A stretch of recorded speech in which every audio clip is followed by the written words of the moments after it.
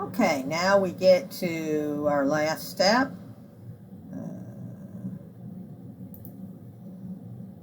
Okay, where we're going to finish balancing the T accounts and then make our trial balance. So we already did the cash account. Again, my Excel T accounts that I set up, and they're in D2L if you want to use them. You can make your own. I set up formulas so it'll foot your debit and credit sides.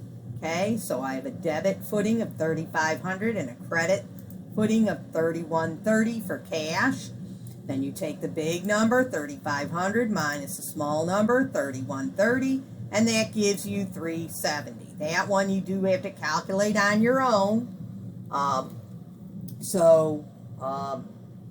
Because it depends on which side the big number is on, and you put it on the side of the big number. So $370 is underneath the $3,500. So I have a $370 debit balance for cash. Okay, here's accounts receivable. I have a $1,220 debit footing and a $570 credit footing, big number minus the small number. Put it under the big number, $650 debit balance for accounts receivable. Now the supplies only has one number, so I don't really need to go and put it again. It's just a waste of time. But if you want to, go for it, but you do not need to. There's only one number there. We can all see that it's not only an 80 debit footing, but it's an 80 debit balance. Same thing with prepaid insurance, a 200 debit footing and a 200 debit balance. Delivery equipment had several, so 3,600 debit footing, and again, but since this side is zero, it's a 3,600 debit balance. Accounts payable has some on each side. So again, we have a big number. Now this time the big number's on the credit side. So we have a credit footing of 2,100 minus 300 debit footing, that's 1,800, and this time it's a credit balance. Goes under the bigger number. Okay, delivery fees has a bunch of numbers just on one side, so that credit footing is also the balance.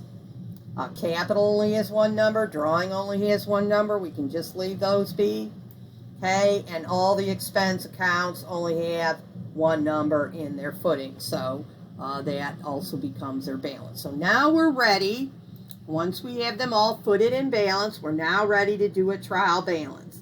So I made another tab here and called it trial balance. And so now I want to put in my heading. The heading is always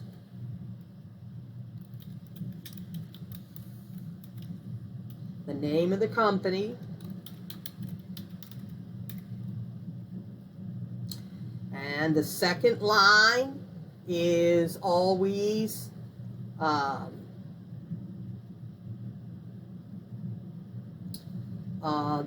what is this? This is a trial balance. And the third line of the heading is always the date or range of dates. So in our case, in Amanda's Campus Delivery, these transactions are in June. So we have transactions for the whole month. We do the trial balance on the last day of the month. So this would be June 30th, 2020. Okay. So now we have our heading.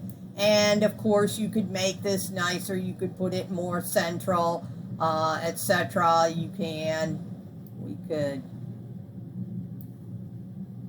see about making these bigger. Okay. All right. Then we need 3 columns. We need an account column, and we need a debit column. We need a credit column. Okay. So I'm going to list all of my accounts that I have from the chart of accounts. So cash, accounts receivable, supplies, prepaid insurance, and delivery equipment. Okay, now this is going too large, the delivery equipment, so I'm going to go into format and say auto fit, okay, so that they have fits in there. Okay, next one is accounts payable, and then AA, comma, capital.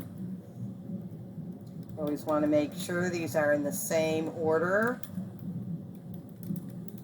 as in the chart of accounts. Delivery fees,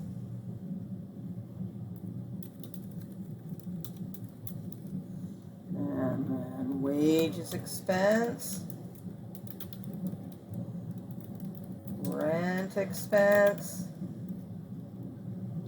and phone expense. Okay, so now we have all of our accounts listed from the chart of accounts. And now I'm going to go in and put in whether what their balance is, and then we'll total those up. So we're going to take our balances right from our T accounts. So I go to my T accounts, and cash is a 370 debit balance. So I go to my trial balance, and that is 370. Okay?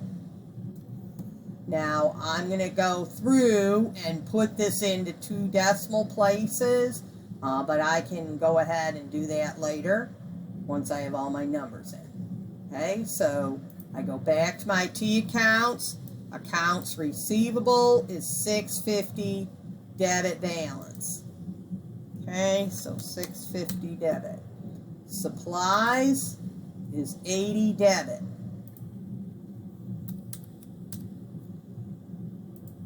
And prepaid insurance is 200 debit. And T accounts, delivery equipment is 3,600 debit. And accounts payable is 1,800 credit. Be careful about whether it's debit or credit. 1,800 credit, so that goes over in the credit side. Okay, drawing is 150 debit. Oops, I didn't put in capital yet. Capital is 2,000 credit, and drawing, I said, was 150 debit. Delivery fees is 1,650 credit, be on the credit side. Wages is 650 debit, back over to the debit side. Rent is 200 debit, and phone is 50 debit. Okay, now if you're working with Excel, it'd be best if you go ahead and sum these up. Okay, so I can go into formulas and auto sum.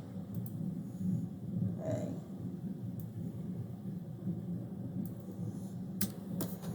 Okay. And then I want to go over here. I want to auto sum those.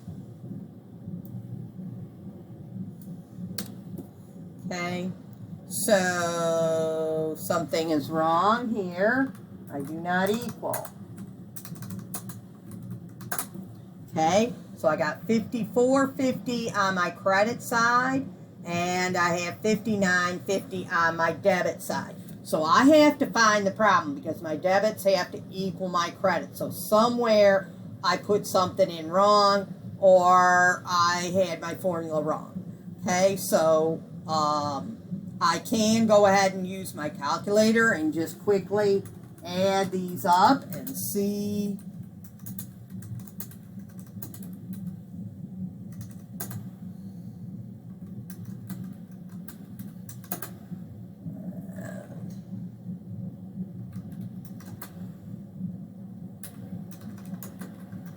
Okay, and I also come up with those same numbers. So I am off somewhere. Now, what do you do if you're off somewhere? So, first of all, it's good to find out how much you're off. I am $500 off. So that means either a $250 got put on the wrong side, or a $500 maybe didn't get recorded into a T account, or wasn't part of my formulas for my footings for the T account. So I'm going to look for a 500, and I'm also going to look for a 250. Okay, now one thing I'm also going to do is just quick double check and see if all of my debits and credits are normal. So for the normal, we have our increase equals debit for A, W, and E, and our increase is credit, debit credit chart for L, I, and R. Okay, so these also, this debit credit chart is also the normal balance chart. Okay, and so my assets, my withdrawals, and my expenses should all normally have a debit balance. And my liabilities, owner investment, which is a capital account, and revenue should all have credit. So here's all my debits, they all have debit. There's liabilities with a credit, capital, which is a credit, drawing is a debit, delivery fee is a credit, and all of these are debits. So I'm good with that. I'm normal. I just have to find, here is a 500 here in delivery fees. Let's see. Okay, there's my problem. My formula only started from line 33 and skipped that 500. Okay, so now delivery fees is $21.50. Okay, so I'm going to put $21.50 there. And now my total debits equal my total credits. Okay, so had I added this up by hand instead of I had these formulas and then I added some rows and things, and that ended up messing up my formulas. So I'll have to go back and check through my original one that I posted on D2L. Make sure it's okay. Okay, so, but for you, that's the same thing. And if you would have done this by hand, added these up by hand, you might have missed something, misadded something, and that's exactly why we do the trial balance. Because we would have posted this delivery fees at the wrong number. Now we know, once our trial balance balances, now we know, and everything is in normal balance, now we know we're good. Okay, and we can go forward for the end of the month activities that we'll learn in chapter 5. Okay, so you always want to make sure you have your heading for the exam. That's 3 out of 10 points is the heading. You want to make sure your balance is balanced. Now, what if on the exam they don't balance, like I just didn't balance? Okay, if you have time, do what I did. Backtrack, first see if they're normal. If they're normal, then backtrack to your T accounts and look for the numbers. Either the number itself, 500, or I would have also looked for half of that, 250, to see if I had a 250 somewhere that was on the wrong side, because that would have caused the whole thing to be 500 off. So you would do that. If you don't have time, write a note.